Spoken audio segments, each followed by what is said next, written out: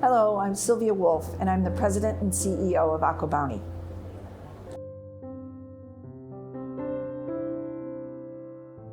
So the salmon market is a critical one. It's the second most consumed seafood across the globe. It's large, it's growing, but it has some challenges from the perspective of supply. And that's because there are a number of different challenges that current producers are facing. For example, you've got environmental challenges, weather-related challenges. We've got some disease challenges going on in a number of geographies. And then there's regulatory issues like the west coast of Canada that want to outlaw net pen farming, and also the tax situation in Norway is still unsettled. And so what that's doing is constraining supply of salmon when the demand is really, really strong globally. And so that's a perfect position for AquaBounty because our land-based recirculating aquaculture system method of farming will play an increasingly critical role in providing supply to meet that ever-growing demand. And we're currently seeing prices that are at 20-year highs. Our method of farming and our pricing strategy, if you will, is to make salmon affordable and accessible to a broader range of people. So that's part of our business model, is to create that affordability to bring a healthy protein to market. I think local production of any product is becoming increasingly important to consumers. They want to know where their food comes from. And I think if COVID taught us anything, it's that our food security isn't guaranteed, and that having a domestic source of supply is always a good method of bringing food to market. And so I think that consumers increasingly want local, they want a domestic and secure source of supply.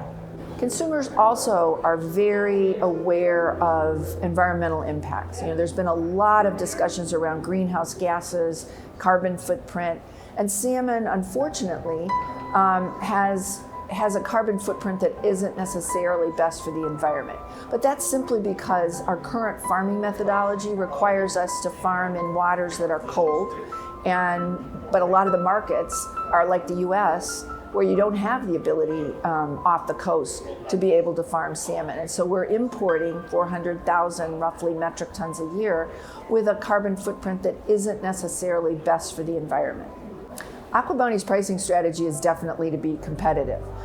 One of the things that we believe in is we need to keep that price at an affordable level, because our view is that if you keep it at an affordable level, and our prices are really high right now, which means that some people are just going to switch out of salmon, but if you keep it at an affordable level, more consumers will eat salmon.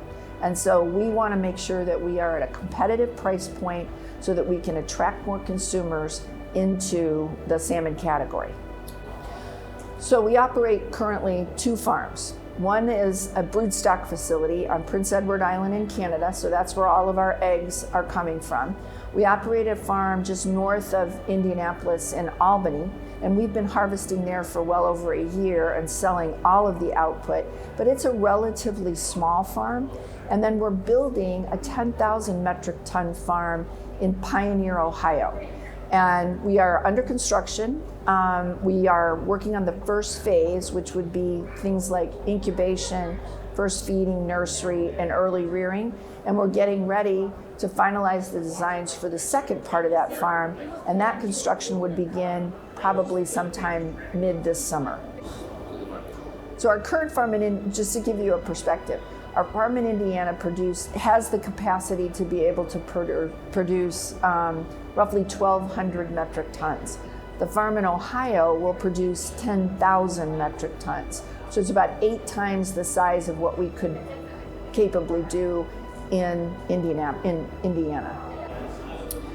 So our GE salmon, the genetic engineering on that product actually took place 30 years ago. And we've been breeding our salmon conventionally. They spawn just like any other salmon for 30 years, right? So we haven't touched their gene structure in 30 years. We're now on our 15th cohort that's being raised in our Indiana farm. The perception, I think, is a false one with lots of misinformation. There's always a stated concern that what happens if there's an escape. Well, our farms are in the central part of the United States, away from the coast, away from native salmon populations, and there's reasons for that. The first is access to good groundwater because we raise our fish in fresh water.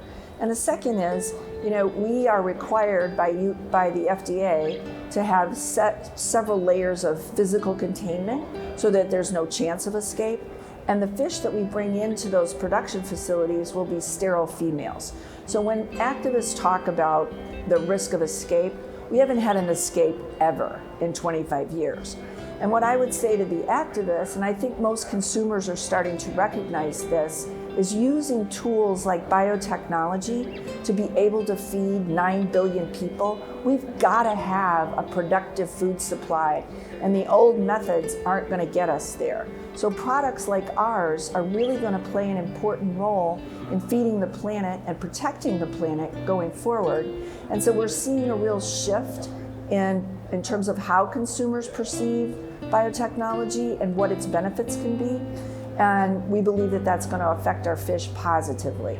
And as I said, we're selling all of the output that we can harvest in Indiana.